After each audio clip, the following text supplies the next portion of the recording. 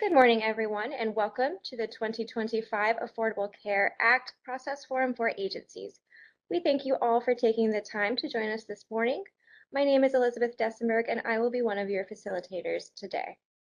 Our webinar today is scheduled from 10 a.m. to 11:30 a.m., and we have a lot of information to share with you all today. This is Sarah Harrell, and I am the Cardinal Benefit Team Lead. We're going to work through the agenda today as a team. So today we're going to go through an ACA process overview. We're going to look at the ACA Reconciliation Report together. We're going to go through the validating ACA data process. We're going to go through the ACA data entry certification process. And then we're going to do a demonstration of all of these items. So we're going to go through several slides first that detail all of the steps that you need to get through ACA successfully for the 2025 year. After we've gone through these slides, we're going to log into a Cardinal test system and do all these activities together.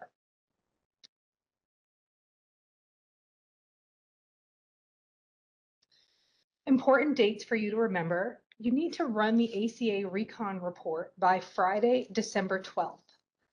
Your ACA data entry certification step is due by Monday, December 29th.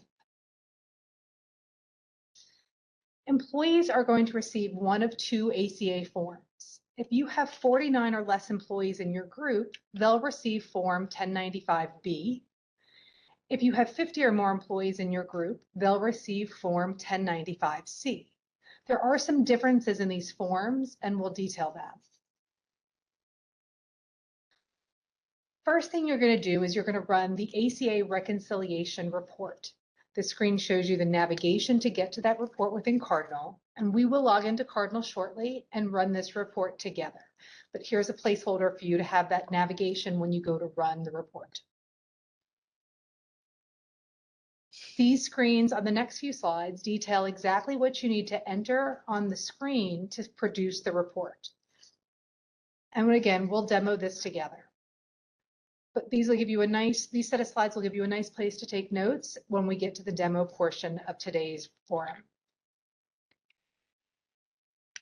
They step through how to submit the report and how to get to the output and view the report output. So here you can see a little sample of that report output. We've added a new field this year called Form Status. If for some reason a form gets created in error, if you're reviewing your ACA Recon report and you realize that someone was hired and their record should have been terminated or something happened, they were in there as a full-time employee when they should have been part-time and a form got created, if you put in a VCCC ticket, we can work with you on getting that form canceled. Because the form data may have already been created, they'll now have a status that shows that the form has been voided. The report is going to show you what's going to show up on the actual form that employees are going to receive. So we talked about how some employees are going to get that 1095B if you're a small group, and how some employees are going to get the 1095C if you're a larger group. The difference really in that is what shows up on that form. And so if you're a 95B group, you'll see 95B in certain sections of the report because that level of detail isn't included on those forms. But again, we'll run the report in our demo and we'll look at some data in detail. So here just gives you another view of this. If you're in the 1095C group, you're going to get 2 lines for each employee. The first is going to show their offer of coverage and their acceptance of coverage. So 1A shows whether the employee was, active employee, and 2C is that they went ahead and enrolled in coverage. And then the Y are the months of coverage. So the employee in this sample was enrolled January through November, right? And that last column currently shows as a // because this report was run in November and we don't show future months on the report. But now that we're in December, when you run the report, you'll see the full 12 months of data. If you're in 1095B groups, those box values, those 1A, 2Cs, those aren't on those forms. They just get yes or no for months of coverage. And so for those groups, you'll just see 1095B on your report. So you know that your employees are going to get that different form. So once you've run the report, how do you validate the data that you're getting? There are 3 reports that we recommend that you run: the Cardinal Enrollment Report, the Benefit Changes Report, and the Base Benefit Audit Consistency Report. The next few slides, are going to go over how to run these reports in detail. And together we'll run the Cardinal Enrollment Report in our demo just to give you a refresher on running reports. The Cardinal Enrollment Report is going to give you all of your enrollees as of a certain date, and terms will remain on that report for 90 days, and it's going to give you an Excel output.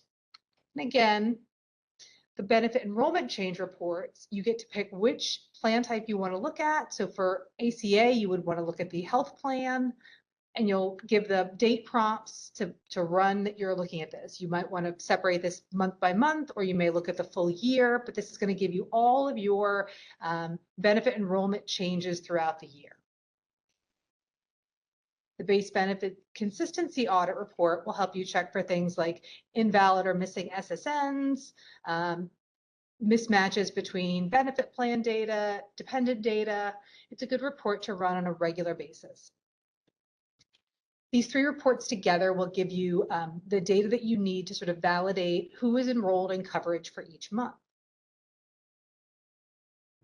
Once you've validated your data and you're satisfied with the report values you're seeing on the ACA Recon report, you can move on to the ACA data entry process. If you're running that ACA Recon report and you're running into data that you don't think is accurate, then you can reach out to VCCC and we can help you decode that data. You can also reach out to OHB and they can do the same. Let's step through the slides for the data entry piece. Then we'll take a brief pause to answer some questions, then we'll get into our demo. So here's the navigation path to the ACA data entry page. As a reminder, everyone must complete this page by Monday, December 29th. You're going to navigate to the benefits menu, the employer information folder, and the ACA data entry folder. There's a couple of pieces of information that you'll need to enter into this screen, and then you'll click certify at the bottom to complete your process. You're going to give total employee counts for each month. Your total employee counts are going to use all of your full-time, part-time, and hourly employees. You're not going to include retirees. Your full-time count will be your full-time benefit eligible employees. You can run the query VHR job query as of the first of each month to help you gather these counts. Once you've entered in all of that data by each month, then there's a step at the bottom to click an I agree checkbox, and that's your certification step. Save the form when you're finished, and your ACA responsibilities for 2025 will be complete. If you've never run this job query before, here's the path to that. You're going to go into Reporting Tools, Query Viewer, use the first of the month for each month, limit your HR status to active employees, and you'll get enough information, I think, in this output to help you count between your total employees and your full-time employees. Again, that total employee count includes your full-time, your part-time, and your hourlies, not your retirees. All right, we're going to take a brief pause so we can have a look at the chat questions that have been entered so far and see if we can clear anything up before we begin our demo. All right, we have a few questions coming in, which we'll address now, and then we'll go ahead and get started with the demo. As a reminder, this session is being recorded. You will get a recording of this session, so you'll be able to go back and listen to it and catch anything that you might have missed or you want to hear again. You'll also get an update of this PowerPoint sent to you at that same time. So let's start up at the top. When is the soonest I can run these reports? You can run all of these reports today. December ACA data was refreshed in the system yesterday, and so all 12 months of ACA data is available. If you run the ACA Recon report, you will get your full and accurate data. If we were going to mail forms to employees today, this is what they would look like. When you say not including retirees, does that mean employees who retired in that specific month? So we want you to look at these counts as of the first of the month. So if on January 1, you're going to count your full-time employees and your total employees. If someone is retired on the first of the month, they will not be included in either count. If they retire later that month, they would be included in your total employee count because they were an active employee on the 1st. Should student workers be counted? No, student workers are not counted in this. You're going to count your full-time, your part-time, and your hourly employees. Right. For part-time employees, should we include okay, same question, I'm so sorry. When will the first BA memo regarding this go out? All right, so OHB is also in the room. I'm gonna let Karen answer. Good morning. It's scheduled to go out this afternoon. Wonderful. So OHB will sending that memo out this afternoon, and you should all receive it then. All right, super. So let's go ahead and get started with the demo, and then we'll have an opportunity to ask questions at the end of the demo. Okay, wonderful. All right, so I am logged into one of the Cardinal test systems. We're going to go through a few steps together. So let's start with running that ACA Recon report. I used the compass icon in the top right corner to get to my menu. I'll click Menu, Benefits, ACA Annual Processing, and ACA Preparation. This brings me to the page where I can run the ACA Reconciliation Report. If you've never run a report in Cardinal before, every report needs to have what we call a run control ID to submit the report. It's just a way for the system to save your settings for this particular report. Some people use one run ID, like their initials, for everything. Some people like to have different run IDs for different reports. It's totally a matter of personal preference. As I said, some of the settings that you're going to put on the next screen do get saved with that run ID. So let's add a new value, and we'll call this one our ACA Recon ID. We'll click the Add button, and now I get brought up to the page where I can actually run the report. It's going to ask me to enter in a company. I'm going to pick DOA. I'm not going to put in a department, and for my as of date, I'm going to run it as of today's date. Once these settings are entered, I can go ahead and click the Run button. Sorry. I forgot that I was logged in as a test user. Let me just refresh my memory on who I am in as. All right, so we're going to run this report as Department of Military Affairs. We'll click Run, and this Process Schedule Request pop-up comes up, and it's going to ask me for a few things. For the most part, you can always accept the default items that are going to come out of this. Web and text. Go ahead and click OK. And again, there is a screenshot of this in the deck earlier that you can refer to when you have to run this report. As soon as I clicked OK, on the screen, a process instance number now displays. And that's how I know that the report was successfully submitted. It's out there running behind the scenes in the system. To get to my output, I click the Process Monitor link.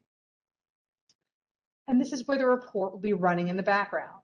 I can click the refresh button until the process finishes. This will get updated from a run status of processing to success when it's complete. When it's complete, if I click that details icon, my output will be available here. Let's give it a second and see if it finishes. Yep, so now my run status is success. My distribution status is posted, and that lets me know that the output is available for me to select. I'll click the details link. I'll click the view log trace link, and now my Excel output is ready for me to download. If I click on that link, it's going to download behind the scenes, and if I click the open button, it'll open the report for me. So let's go ahead and open up some sample data that I've produced.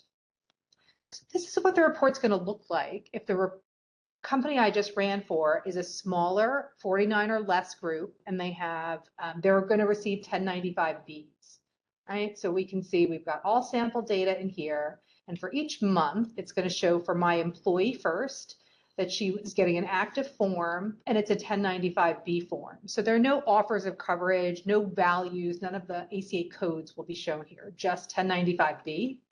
What they are going to get is a yes or no for each month they were enrolled in coverage. So in this sample right, Sally Smith had coverage for January, but then no coverage for the rest of the year.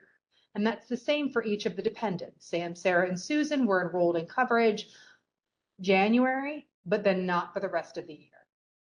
The next employee that was in this group, right, John Jones, again, was is getting a 1095B because everybody in that agency is a smaller agency, and he was enrolled in coverage every single month, and so was his dependent, wise for each month.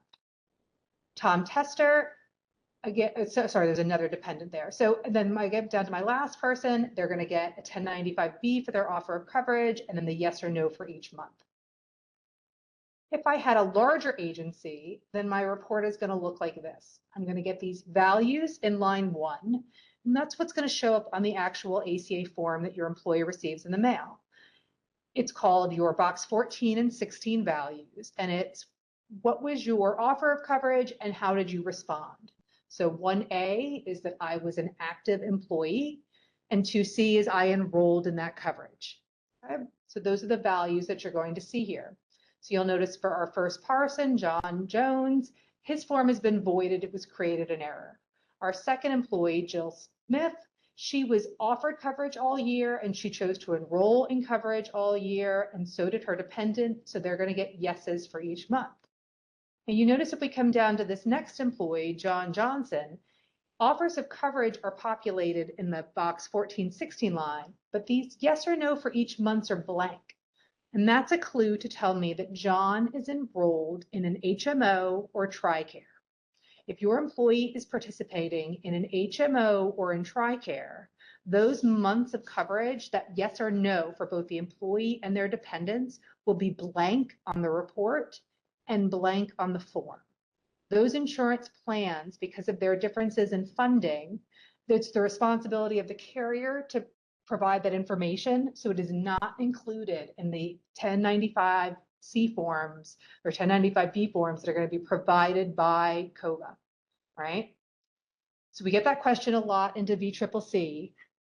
You would want to look at your Cardinal enrollment report to see what benefit plan someone was in, and if you see one of the HMOs or TRICARE, you would expect these months of coverage to be blank and just to have the coverage line, that 1416 values. Okay. So now that I've run the Cardinal enrollment report and we've looked a little bit about the different values that are on the report, our next step is going to be to gather some data in the system to help us validate what we're seeing there. So we suggested 3 reports for you. Let's take a look at where those reports are. I'm going to go to my menu. I'm going to select, excuse me, the benefits folder. I'm going to select the reports folder. Now my Cardinal enrollment report is on this menu. I can search for an existing run ID if I have one out there, or I can add a new one, right? So on that previous page, when we were on the run ID lookup, if you just search, if you have one, it'll take you right in there. If you don't have one, then it will prompt you to add something new. So I'm going to run this. Let's say I'm going to run this as of January 1st, right? And we said we were running for Department of Military Affairs. And then I'll click the run button. I'll accept all of the defaults that come along with it and say, okay, now I have that process instance number. I know the report is running in the background. And I can see this now running out there in the process monitor. So again, that Cardinal enrollment report is going to give you information on employees and their coverage, but month by month. It'll have plan-specific details, and you'll be able to help use that to compare against the ACA report. It'll let you know if somebody was covered for that month and if what kind of plan they were in. So you should know whether you're going to expect to see yeses or no for that second line or no information at all. All right. Cardinal enrollment report runs pretty quickly. I'm going to click on that details link. I'm going to click view log trace, and I'm going to click on the CSV output to download the output to my computer. And then from there, I can open up the report. And that's just going to open up an Excel file with all of the Cardinal enrollment data for me. Let's look at the other reports we've recommended. Again, I'll click on my compass to pull the menu back up. And we talked about running the benefit enrollment changes report. Let's add a value for this. Again, it can be anything I want, right? Role change. I'm going to add that new value. I can run this report from one specific employee if I'd like, if I'm trying to uncover things that have happened with someone, had a question about their paycheck or a question about their coverage, or if I leave this blank, I'll be running it for my whole company. So if we want to see what changed in the month of January, I can put in my January months. I can click on the calendar icon to also help me select those dates. We're really concerned about health coverage when we're looking at ACA. If I have more than one company in my group, I could insert rows here and run it for more than one company at a time. I've entered in all of the information that I need in here, and I'm going to click the Run button. Again, I'm going to accept these defaults. Process instance number has been populated, so we know that this report is running out there in the background. And I'll access the same way I access all of my other reports. Once that run status updates to success, the distribution status is posted, I'll be able to click on the details report. And that change report, again, is going to give you an idea of any changes that happened in coverage in that month. If someone had a family status change and they added a new dependent, you would see that coverage change on there for that month.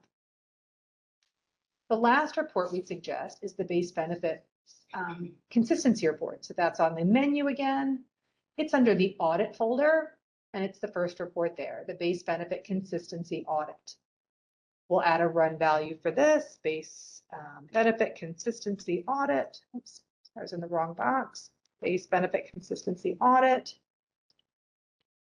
So this report used to run and it would give you all of these different sections at once, but this year we've made a change to it to allow you to zero in on the sections that you care about specifically. So I could pick to run every single section on there by selecting the first checkbox, or I can come in there and say, I'm really just looking for specific things. I'm looking for, people with unusual coverage, employees and spouses who are both electing coverage, and my missing or invalid SSNs, right? We know that that SSN does show up on the ACA form, so maybe we'll focus in on just looking at SSNs for this. This is a good report to run on a regular basis to keep an idea about your data. Once I've selected the sections that I want to run, I'll click the Run button. Again, I'm going to accept those defaults and say OK. Click the process monitor to follow up on the report, and now it's out there running as well.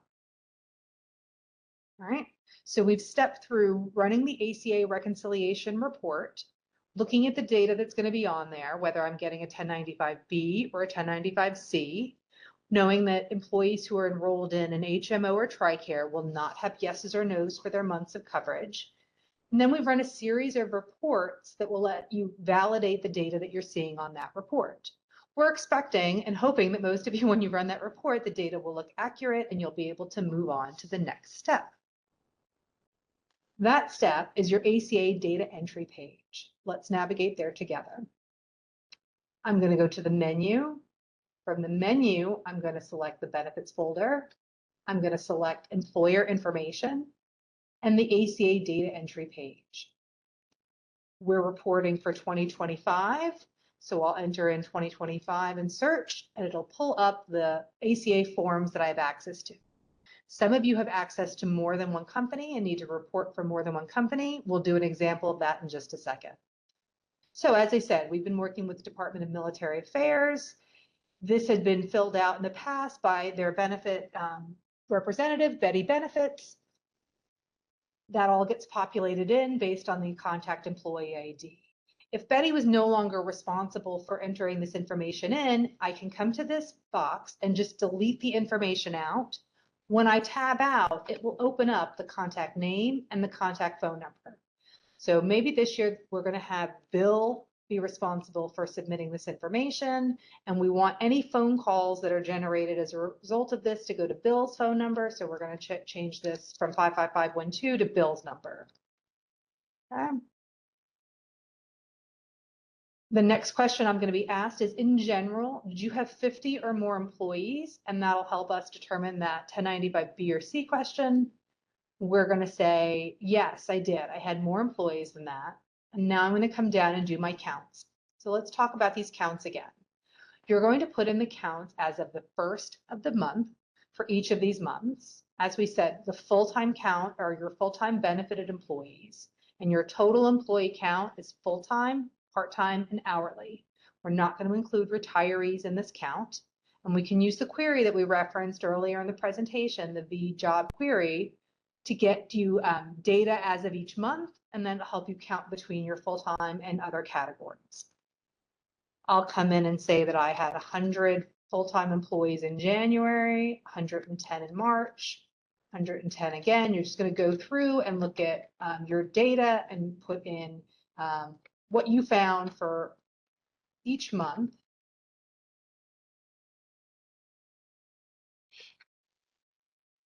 Oops, way too many numbers in that one.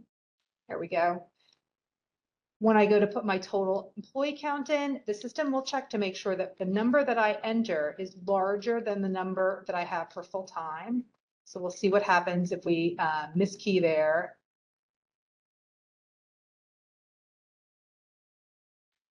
Okay, so I've entered in my counts for each second. And if I just want to make a quick check on this, I can click the save button and it's going to say, oops, your counts are off. Go check. So you can see that for the month of July, I keyed 100 total employees and 112 full-time employees. My total has to be larger than my full-time or equal to it. So we'll change that to make them match. And we'll click save again. And the page was saved successfully. All right, so I've entered in my contact information for my group. If this address had changed, I would need to contact OHB to let them know so they can make sure the address is updated in all the appropriate sections in our systems and theirs. I've got my full-time, my 50 or more indicator set correctly. If I had set this to no and tried to save the page, it will say you can't have more than 50 employees in each month. So it gives me a check there, right? So we'll correct that error. So I've got my 50 or more set correctly. I've got all of my total full-time counts and all of my total employee counts for each month. I've saved the page. There are no issues. I'm going to go ahead and click this I agree button. And this is the step that is due by Monday, December 29th, right? As soon as you click this button, you have completed your ACA processing for the year.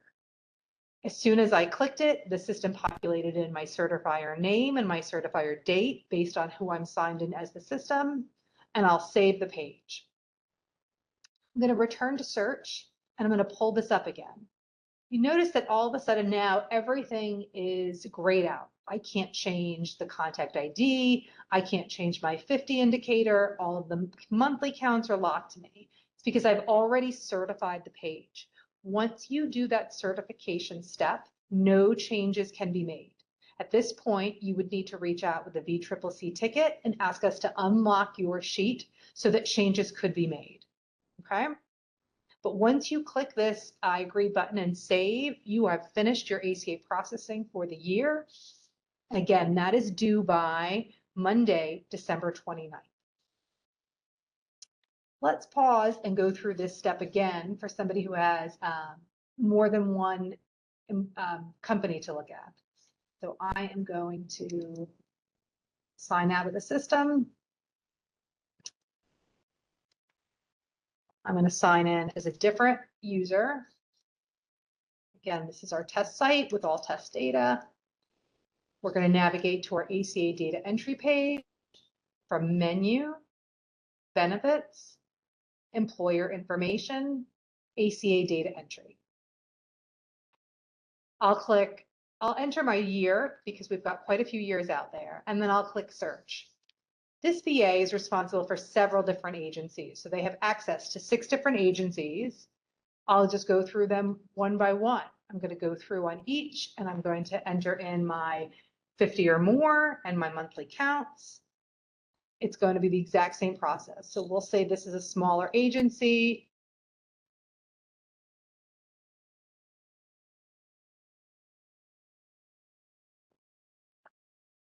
All right, with a total of 12 for each month.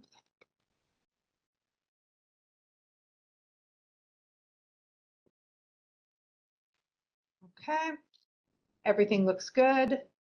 I'm going to go ahead and save it. And now Belinda has completed the first of her 6 agencies that she needs to enter data for. Okay. So again, I'm going to save the screen. If we return to search and come back into this agency, everything is locked down. So it's very important that you click that button once you know you're comfortable with everything. It is a final step, but again, if you reach out to VCCC, we can go in, unlock your sheet for you, and allow you to make any changes. Right. So those are your ACA responsibilities for the year. You're going to run the ACA Recon report by Friday, December 12th. You're going to validate that data using other Cardinal reports, like the 3 benefit reports we listed. You're going to use the job query to help you get your monthly counts. You're going to go to your ACA data entry page. You're going to tell us if you have any changes in contact information or phone numbers. If your agency address has changed, you're going to reach out to OHB. You're going to give your full-time and total employee counts for each month, and then you're going to click the certification step. That certification step, again, is due on Monday, December 29th. Right. That brings us to the end of the demo portion. We're going to pause for a moment so we can take a look at your questions, and then we'll come back in 1 minute so we can answer the questions you put in the chat. All right, so a couple of different things that came up. One, we had a few questions asking us to show the path to the job count query again, so we are sharing that on the screen now. It's the VHR job query, and you get to it by navigating from the menu to reporting tools, query viewer. You're going to enter in that name. You'll use the first of the month, and we suggest filtering by HR status of active. We saw questions about when you can complete this process. You can complete this process today. In fact, we are monitoring on a regular basis as these certifications come in. OHB will be extremely grateful to agencies who get this work in early. Anybody who hasn't completed it by the 29th, OHB will have to reach out to them repeatedly to get this completed. If your certification is not completed, when we send the file to the vendor to print forms, your agency does not include it. So it is essential that you complete this stuff in a timely fashion. The earlier, the better. Because this data is going to be reported as of December 1st, and we are past that date, you can go ahead and complete everything today. We also had questions about help that's available for you. So today's presentation is being recorded and will be shared to everyone who was invited and everyone who attended. The deck will also be sent out, was sent out yesterday and will be available for you. There are job aids on the Cardinal website that step through, the ACA job aid steps you through running the ACA Reconciliation Report and running and completing the data entry page. Okay. I'm seeing some questions pop up about when reviewing the report, what does it mean when it says 1H2C, why? So again, that first line is going to show offer of coverage / coverage acceptance. So it really indicates, was the employee offered coverage? Were they an employee? And then were they enrolled or were they not enrolled? And the yes or no is, were they enrolled for that month? The e-news that's coming out later today will include details on what those report values mean. You can go to the IRS website to receive more details. We got questions about how to do these employee counts. And again, there'll be more details about how to do the employee counts in the e-news that you're receiving today. But essentially, you have to refer to IRS guidance on how to count if somebody is full-time or not. So I would say the most important thing is to just be consistent month to month. Pick a method that you are comfortable with on who are your full-times and who are your total employees. Again, our general guidance is that total employees includes full-time, part-time, and hourly, and the full-time employer are those full-time benefited employees. Use the same method for each month and you'll be fine with your counts. We had a question about that, if using the EPR tool to obtain a head count.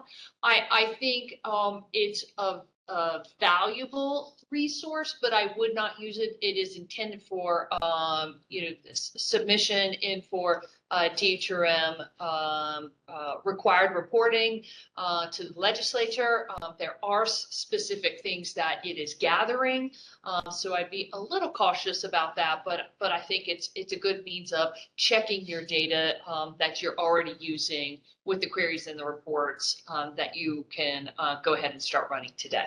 Great. I see a question about, is this the same for COVE and non-COVE agencies? Yes, everyone must complete the exact same process.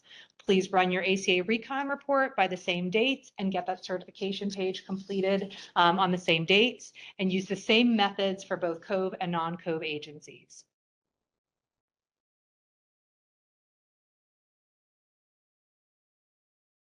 Just looking through any other questions.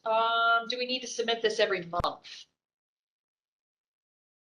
No, so you're just going to come submit this ACA data entry page. That's an annual activity. Again, you'll go in and put in all of those counts. And when you're clicking that certification button, you're really saying, I have run the ACA Recon report. I am comfortable with the data that's on that report, and I am comfortable with the counts that I am providing. That's what that certification step is. So that should be done once as an annual process.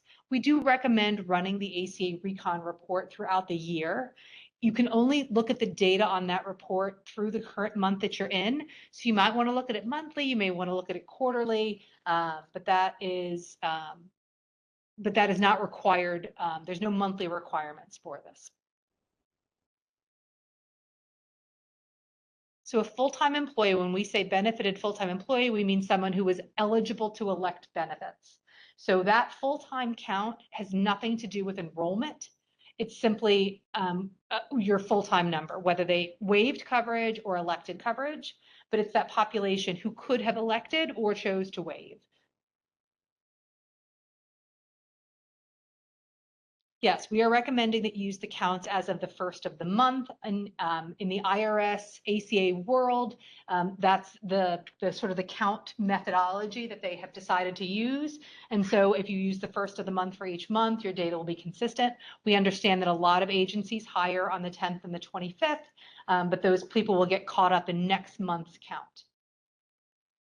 So when you're doing your counts, yes, you are going to include your TRICARE and your HMO employees, because those counts on that data entry page are nothing to do with the enrollment. It's simply part of the ACA reporting produces a form for the employee, but we also have to do reporting on behalf of each agency to the IRS. And it's how many employees did you have? How many employees did you offer benefits to, right? How many could have had benefits? And then that individual data then lets the government determine how many of your employees elected coverage. So it's three pieces coming from three separate sections. But when you're on that ACA data entry page, it's really just for your agency. How many employees did you have? How many could have elected benefits? It doesn't matter if they elected or the type of coverage they elected.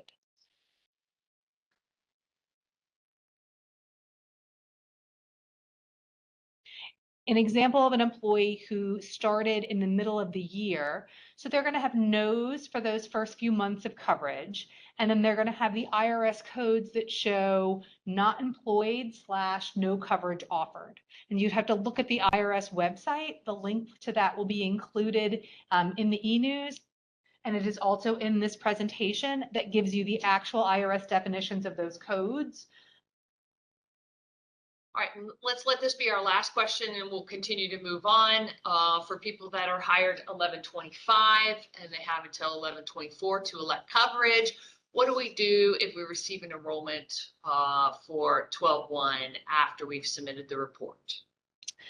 So when you go to do if they were hired on 11/1, right? When you're on that ACA data entry page, you're counting just employees regardless of coverage. So they won't be included in the November count because they were not in the total or the full-time count because they weren't employed on November 1st. They'll be included in the December counts, okay? The ACA data for them is also going to look at their coverage. So if they enrolled on December 1, it depends on when we refresh the ACA data. So if you run your report and it's showing that they were not enrolled in coverage because the enrollment came in after that data was created, you can put in a VCCC ticket and ask us to refresh that employee's data so that for December it shows that they enrolled in coverage and they have a yes for that month. Okay, every time, we can refresh data in the Cardinal PPS benefits team for just one employee. If we were to continuously refresh the data every day in December, agencies who've already completed would have their counts altered. So we don't want to do that. So if you see somebody's count and you think, or on the ACA Recon report, you think that data is not accurate, just submit a VCCC ticket and someone on my team will refresh the ACA data for that person, and then you can rerun the report.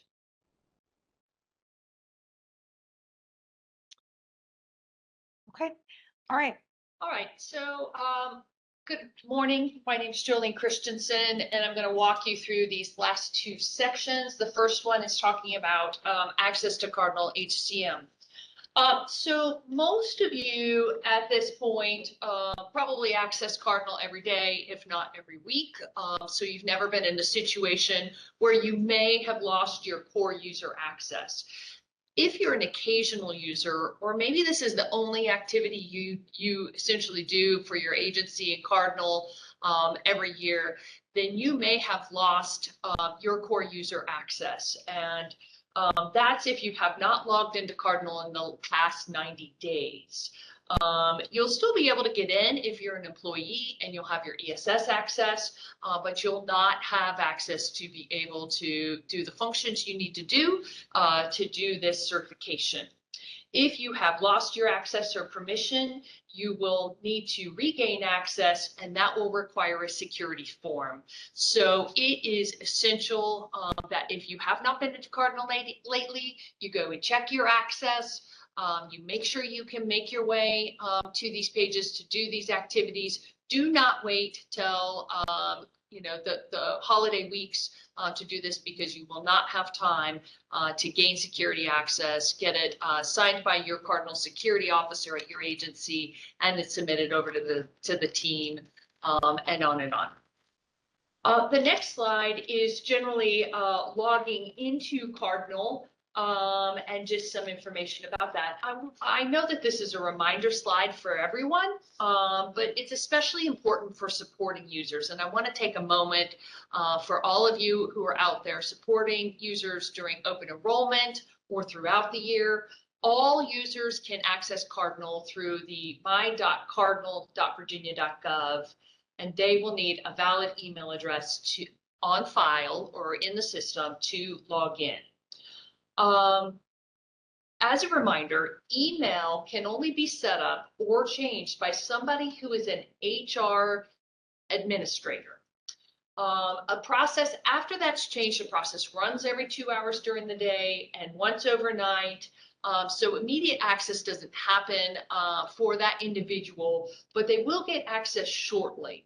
And email accuracy is really essential for protecting the employee's sensitive information. So if you're in a situation where you're not certain what that individual's email access is when you set them up first in the system, or you haven't gotten that information back from the IT group, we encourage you to hold that. If it's a personal email address, please ensure that that's correct, and talk to your employee so that they can easily get in. But going back to protecting employees, sensitive information, this is also a way that they receive the benefits confirmation statement during open enrollment. And we want to make sure that everybody's looking at that every year to confirm that what they think they signed up for is correct. So over the next 6 months, or over the next 4 months before we get to that point, ensuring that information is correct is really important for data security and account access. For non-code users, going down into the middle of this slide, they'll need to create a quick one-time registration and set up Okta multi-factor authentication. That takes about 10 minutes. Once they start, they should not stop. There's a great reference guide here that if you're not sharing with your employees, there's no other way that they're going to get this information. It comes from their HR administrator. Please ensure that the Cardinal registration guide for non-code users or any code users who only use their personal email account is shared with them. And then finally, if you are registering, they need the email address, their 11-digit Cardinal employee ID, and the last 4 of their SSN, which hopefully they know. And then the registration guide that we link here walks them through that process. We also have a great login page on the Cardinal website. If you have somebody who just isn't sure whether they need to register, so they can use that as a guide to point them in the right direction. It's essentially a matrix on, what am I, or who are they? And that can go ahead and provide them the tools for accessing this. So if you haven't been providing this to your employees, or your HR administrators haven't been providing this, please encourage them to use one of these links.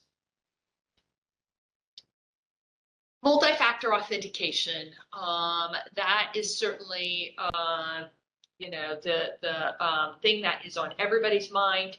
If you didn't already hear, Vita is retiring the use of SMS and phone call methods and are asking people to move to more reliable MFA methods.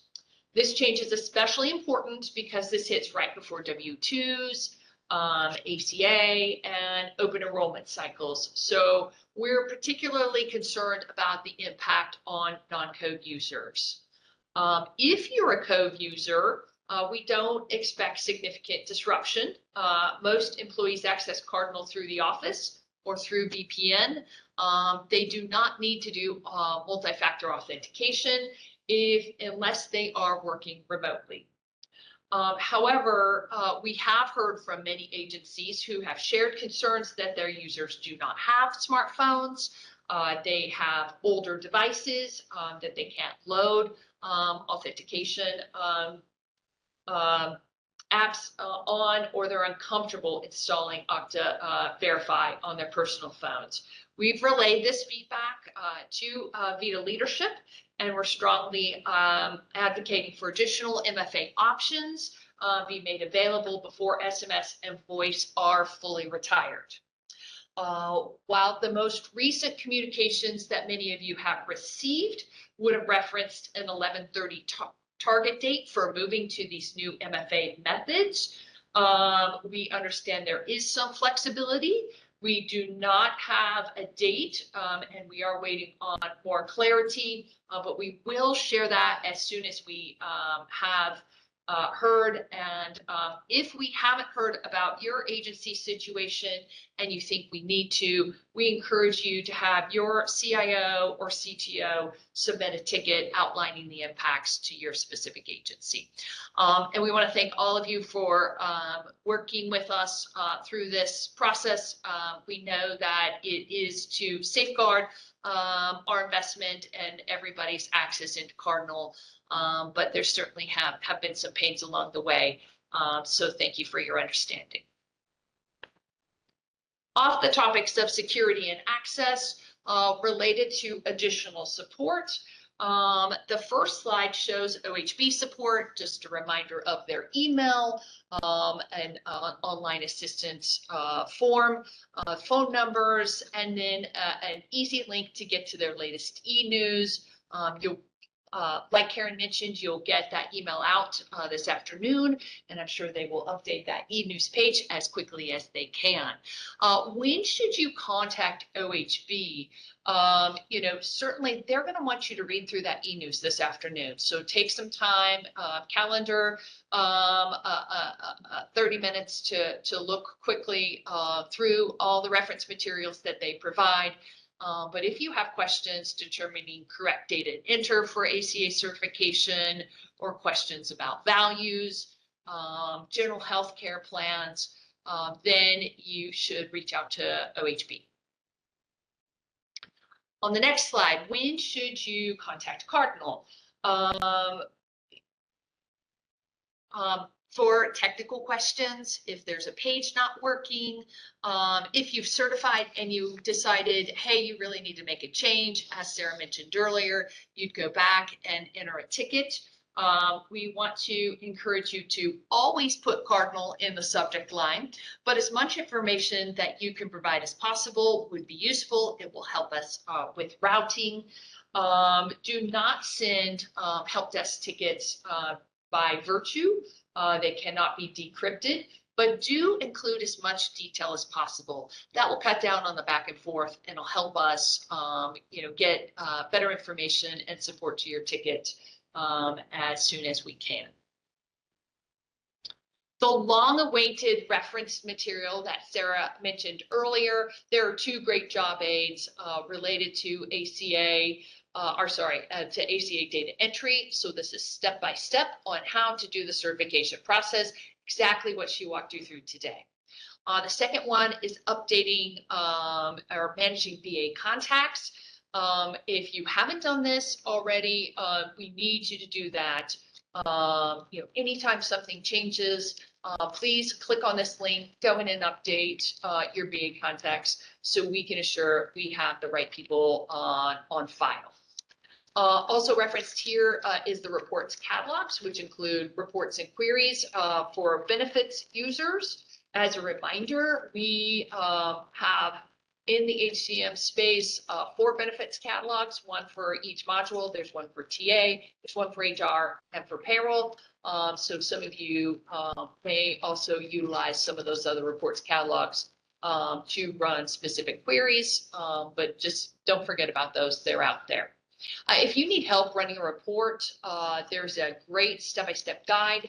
Sarah showed you the steps today. She also outlined them earlier on some pages for specific instructions. But if you just need more, this is the job aid to go to. There's also a video, we'll link that when we resend that out here, which shows how to run a report or how to run a query, depending on how you prefer to get information on how-tos. And then the 1095 form values are linked at the bottom, so you can understand more about coverage codes. All right, I would assume we've have some questions, and I know that we've been answering them online. Is there anything that remains, Sarah? Yeah, I think we just want to reiterate the dates again. So please run those reports by Friday, December 12th, and make sure your certification is completed by Monday, December 29th. The data is out there and available for you to do today. You can run the ACA Recon report today and see what Cardinal has for the entire year's worth of data. If the data looks good to you, you can complete your certification today as well. You don't need to wait to the 29th. The sooner that you complete your certification, the sooner OHB can cross you off the list of agencies that they'll have to follow up on. Again, the most important thing when you're filling out those counts is to just be consistent. Just use the same methodology for each month. Don't get overly caught up in the 2 different counts. It's a general count of your full-time employees who are offered benefits, whether they enrolled or not, and then it's a count of your total employees. This is part of the reporting that we do to the IRS. It has nothing to do with actual enrollments. That is on your ACA Recon report. That's where you'll see your enrollment information, and the values you see on that report is exactly what is going to be printed on the form your employees receive. So that's what they'll be questioning you about when they come back with questions. So those are the 2 things that you're checking for. Please refer to the support materials out there, and if you need any help, please don't hesitate to reach out to OHB or the Cardinal benefits team through a VCCC ticket. All right, well, thank you all so much for joining us this morning. Have a great day.